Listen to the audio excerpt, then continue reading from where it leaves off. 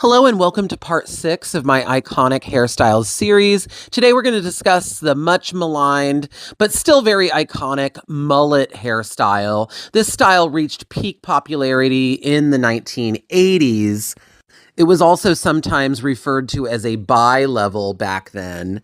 But it's a style that's cut short in the front and on top, and then the back of the hair is left long. Kind of business in the front and then party in the back, as it's so lovingly referred to.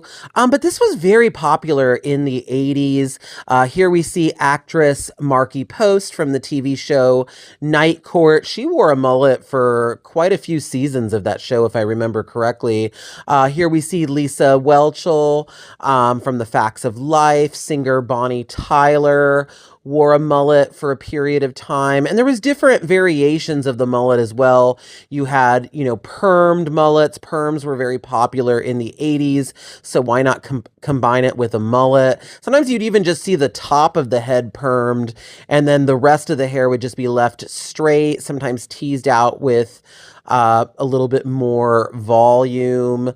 Here's another example of a permed mullet. And then also these kind of spiky kind of mullets where it was kind of spiked a little bit more on top, a little bit more messy looking, and then the back kind of hung long. Also shorter versions of the mullet, sometimes with like feathered bangs or, kind of a feathered sides, and then, again, your long piece in the back.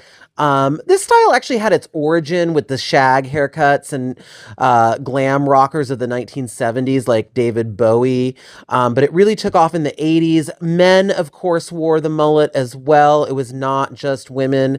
This was definitely a unisex hairstyle, so you saw quite a few men sporting mullets as well, as you can see here from these pictures, especially in the 1980s. Here we see actor C. Thomas Howell.